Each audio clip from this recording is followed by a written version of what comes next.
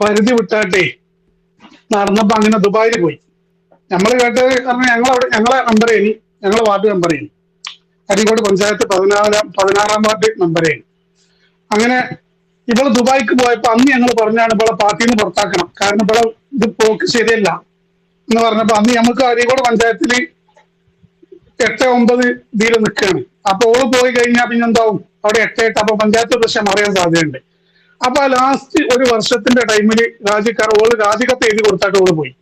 അങ്ങനെ പിന്നീട് ഇവള് ദുബായിൽ നിന്ന് ഇടുന്ന ഓരോരോ വീഡിയോകൾ കണ്ടിട്ട് നാട്ടില് ആൾക്കാരൊക്കെ ഇങ്ങനെ, ഞാൻ ഒരു പ്രാവശ്യം നാട്ടിൽ പോയ ടൈമില് അവിടുത്തെ ഒരു ഏപ്പിക്കാര് വീഡിയോ വന്നിട്ട് എനിക്ക് വന്നിരുന്നു, ആദ്യം ഇത് കണ്ടു വെച്ചാൽ അപ്പൊ ഞങ്ങളിത് കണ്ട് ഞങ്ങളിതിന്റെ മുമ്പ് തന്നെ പറഞ്ഞാണ് മെമ്പറെ ഇതാക്കാൻ. ഞാൻ പറഞ്ഞു എനിക്കറിയാം സഞ്ജിത്തിന്റെ വീഡിയോ അല്ലേ, ഞാൻ കണ്ടതാണ്, ഞങ്ങൾക്കറിയ കാര്യം, ഞങ്ങൾ പറഞ്ഞതാണ്, പക്ഷെ ഒന്നും ചെയ്യാൻ പറ്റാത്ത അവസ്ഥയിലാണ് ഇപ്പൊ എന്ന് പറഞ്ഞു. ഓള് രാജിക്കൂല. അങ്ങനെ ചുരുക്കി പറഞ്ഞ ഓളിപ്പോ ഉള്ളത് എന്ന് പറഞ്ഞാൽ നിലവിൽ ഉള്ള അവളെ അവസ്ഥ ഞങ്ങളവിടെ കെട്ടിക്കൊണ്ടെന്നാണ്. വടകര ഉള്ളതാണ് ഓള്.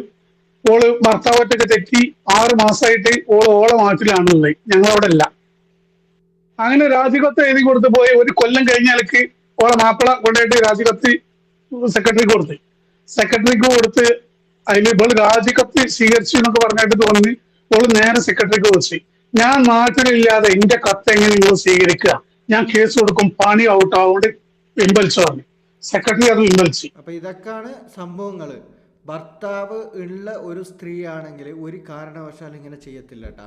ഭർത്താവിനെ ഇതേപോലെ പഞ്ചായത്ത് മെമ്പറാണെന്ന് പറയുന്നത്, ഇതാരാണ് ഈ ജയിപ്പിച്ചത്? ഇത്ര വലിയ ഇങ്ങനത്തെ ഒരു സ്ത്രീ എന്ന് പറയാൻ പറ്റുമോ?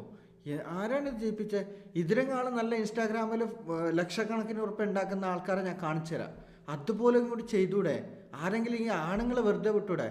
എന്തിനാണ് ഇങ്ങനത്തെ ചതികൾ ചെയ്യുന്നത് ഒരു പുരുഷന്മാരോട്? നിങ്ങളെ ഭർത്താവ് ചിലപ്പോൾ അങ്ങനത്തെ എന്തെങ്കിലും ആയിരിക്കും, നിങ്ങൾക്ക് അത് വെറുപ്പായിരിക്കും, വെറുപ്പുണ്ട് എന്നുണ്ട് വെച്ചിട്ട് നിങ്ങൾ മറ്റുള്ള ആണുങ്ങളെല്ലാവരും ജഡ്ജ് ചെയ്യരുത്. ആ ഒറ്റൊരു കാരണം വെച്ചിട്ട് ബാക്കിയുള്ളവരെ വെറുക്കരുത്. എന്തെന്ന് വെച്ചാൽ ഇങ്ങനത്തെ സ്ത്രീകളുണ്ട്, പുരുഷന്മാരുണ്ട്, ഇല്ല എന്നൊന്നും പറയുന്നില്ല. സമൂഹത്തിന് മുമ്പിൽ പല കാരണങ്ങളുണ്ട്, പല ആൾക്കാരുണ്ട്, പല പല പല തരത്തിലുള്ള ആൾക്കാരുമുണ്ട്.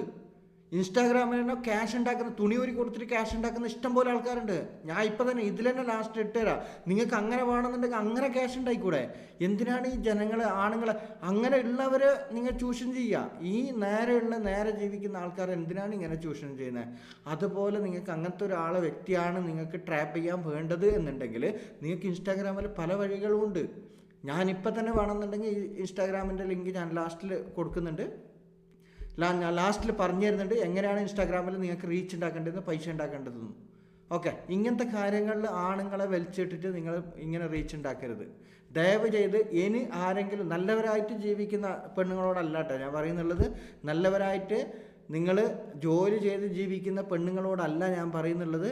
ഞാൻ പറയുന്നത് ഇങ്ങനത്തെ തെമ്മാടിത്തരം ചെയ്തിട്ട് ക്യാഷ് ഉണ്ടാക്കുക എന്ന ഒറ്റ ലക്ഷ്യത്തോട് കൂടിയിട്ട് പുരുഷന്മാരെ ചൂഷണം ചെയ്ത് ഹണി ട്രാപ്പ് ചെയ്ത് ഇങ്ങനെ തോൽപ്പിച്ച് പൈസ ഉണ്ടാക്കുന്ന, അല്ലാതെ പറ്റിച്ച് പൈസ ഉണ്ടാക്കുന്ന ആൾക്കാരെ കുറിച്ചിട്ടാണ് ഞാൻ പറയുന്നുള്ളത്. അങ്ങനത്തെ ആൾക്കാർ ഈ വീഡിയോ ഏതെങ്കിലും കാണുന്നുണ്ട് എന്നുണ്ടെങ്കിൽ ലാസ്റ്റ് വീഡിയോ എൻഡ് വരെ കാണാം. നിങ്ങൾക്ക് നല്ല അടിപൊളിയായിട്ടുള്ള പൈസ ഉണ്ടാക്കാൻ പറ്റിയ ഇൻസ്റ്റാഗ്രാമിൽ തന്നെ പറ്റിയ വീഡിയോസ് ഞാൻ ഓൾറെഡി ഇതിൽ ഞാൻ ഉൾപ്പെടുത്തുന്നുണ്ട് ലാസ്റ്റ് വരെ. ഓക്കെ, അതിനു മുമ്പ് ഒരു കാര്യം പറയാണ്ട് ഈ ഉസ്താദിൻ്റെ വീഡിയോയും കൂടി ഒന്ന് കാണാം. കണ്ടതിന് ശേഷം നമുക്ക് ബാക്കി കാര്യങ്ങൾ സംസാരിക്കാം. ഒരു ഭാഗത്ത് സ്വന്തം മക്കളുടെ മുമ്പിൽ വെച്ച് വരെ ദ്വയാർത്ഥ പദങ്ങൾ ഉപയോഗപ്പെടുത്തി അശ്ലീല ചൊവ്വയോടുകൂടി സംസാരിക്കുകയും ആയിരക്കണക്കിന് വരുന്ന മനുഷ്യരെ ഊരിച്ചിരിപ്പിക്കുകയും അതുവഴി ലൈക്കും ഷെയറും കമൻറ്റും വാരിക്കൂട്ടുകയും കിട്ടാത്തത് ഇരന്നു വാങ്ങുകയും ചെയ്യുന്ന ഒരു വിഭാഗം ദമ്പതിമാർ ഒരു ഭാഗത്തും, മറുഭാഗത്താകട്ടെ സ്വന്തം ഭർത്താവുമായിട്ടുള്ള സ്വകാര്യ നിമിഷങ്ങളിലെ തോണ്ടലും പിച്ചലും മാന്തലുമൊക്കെ അങ്ങനെ തന്നെ ഒപ്പിയെടുക്കുക. ഭാര്യയുടെ ആകാരസവിശിഷ്ടങ്ങൾ അങ്ങനെ തന്നെ വൈഡ് ആംഗിൾ ക്യാമറ വെച്ച് പിടിച്ചെടുക്കുക. അത് സോഷ്യൽ മീഡിയയിൽ അപ്ലോഡ് ചെയ്യുക. കമൻറ്റ് ബോക്സിൽ നരമ്പ് രോഗികൾ സ്വന്തം ഭാര്യയെ പല വസ്തുക്കളോടുകൂടി ഉപമിച്ച്, അശ്ലീല ഉപമോകളോടുകൂടി ഉപമിച്ച് കമൻ്റ് എഴുതുക. അപ്പോഴും കിട്ടുന്ന ഡോളറിൻ്റെയും ഷെയറിൻ്റെയും കമൻറ്റിൻ്റെയും ലൈക്കിൻ്റെയൊക്കെ ആധിക്യം കണ്ട് ആനന്ദപുളകിതമായി ജീവിക്കുന്ന ഒരു വിഭാഗം ദമ്പതിമാർ മറുഭാഗത്ത്. ഇത് രണ്ടിലും പ്രതിഭ തെളിയിക്കാൻ കഴിയാത്ത മൂന്നാമതൊരു വിഭാഗം ആളുകൾ ഇപ്പോൾ ഇറങ്ങിയിട്ട് എല്ലാവർക്കും ഒരേ ലക്ഷ്യമേ ഉള്ളൂ, വൈറലാകണം. എന്താണ് അതിനുവേണ്ടി അവരെടുത്ത പണി? സ്വന്തം ഭർത്താവ് 10-35 വർഷം ഒപ്പം ജീവിച്ച ഭർത്താവ്, ആ ഭർത്താവുമായുള്ള എന്തെങ്കിലും പിണക്കങ്ങൾ, എന്തെങ്കിലും തർക്കങ്ങൾ അത് ഊതി വീർപ്പിച്ച് വലിയ സംഭവമാക്കി സോഷ്യൽ മീഡിയ വഴി ഞാൻ ഒറ്റയ്ക്ക് ജീവിക്കുന്ന വർത്തമാന കാലഘട്ടത്തിലെ നാൻസി റാണിയാണ്, ഞാൻ അതിജീവനത്തിൻ്റെ പാതയിലാണ്, അതുകൊണ്ട് ബീജം ഇട്ട് സ്വന്തം കൊച്ചുങ്ങൾക്ക് മൂക്ക് പിഴിഞ്ഞു കൊടുക്കുന്നതും അവർക്ക് ഭക്ഷണം വാരി കൊടുക്കുന്നതും എന്തിനേറെ അവരെ പ്രാഥമിക കാര്യങ്ങൾ നിർവഹിക്കുന്നത് വരെ താനാണെന്നും താൻ ഒറ്റയ്ക്ക് ജീവിക്കുന്നതാണെന്നും കരുത്തുറ്റവളാണെന്നും ബോധിപ്പിക്കാൻ വേണ്ടി അങ്ങനെ പല നാടകങ്ങളും ക്യാമറ വെച്ച് ഒപ്പിയെടുത്ത് കണ്ണീരും പൂങ്കണ്ണീരും കാണിക്കുന്ന ഒരു വിഭാഗം കൂട്ടരും മറുഭാഗത്ത്. ഈ പറയപ്പെട്ട ഒരു കാര്യത്തിലും പ്രതിഭ തെളിയിക്കാൻ കഴിയാതെ എങ്ങനെ എനിക്കൊന്ന് വൈറലാകണമെന്ന ആഗ്രഹത്തോടുകൂടി വെമ്പി നടക്കുന്ന ചില ആളുകൾ ഇപ്പോൾ എടുക്കുന്ന പണിയാണ് മനുഷ്യൻ്റെ ആത്മാഭിമാനത്തിന് പുല്ലുവില കൽപ്പിക്കാത്ത ആളുകൾ.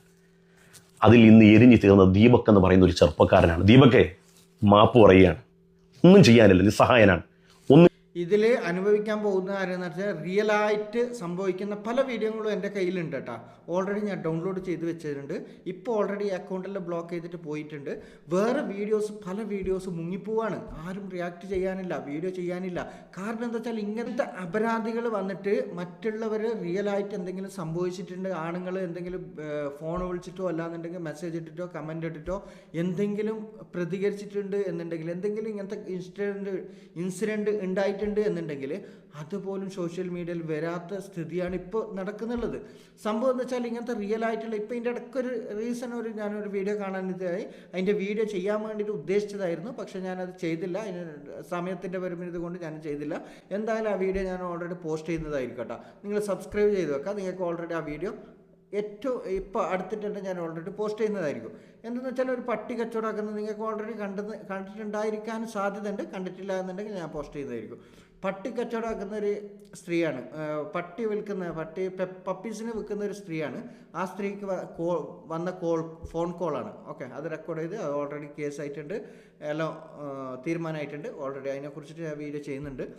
അപ്പോൾ ഇങ്ങനെയുള്ള സ്ത്രീകളെ, ഇങ്ങനത്തെ ഒരു അപരാധികൾ കാരണം മറ്റുള്ളവരുടെ ഒറിജിനലായിട്ടുള്ള എന്തെങ്കിലും ഇൻസിഡൻറ്റ് നടന്നിട്ടുണ്ടെങ്കിൽ അതൊക്കെ മുങ്ങിപ്പോവാണ്. അതൊന്നും ഇപ്പോൾ വിശ്വസിക്കാൻ ആളില്ല.